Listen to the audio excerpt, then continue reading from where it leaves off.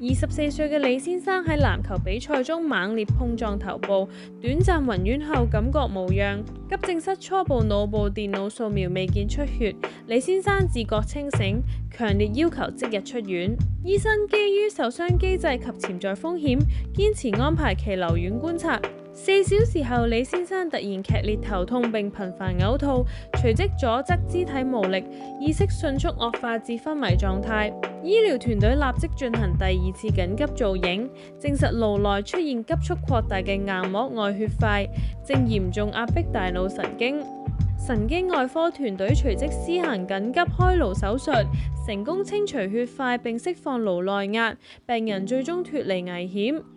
此臨床案例顯示，腦創傷初期造影結果具局限性，遲發性顱內出血可在受傷後數小時至數週內發生。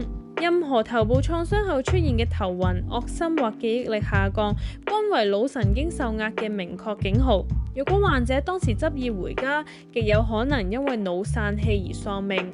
持續嘅臨床監測與及早干預係防止永久性腦損傷的唯一原則。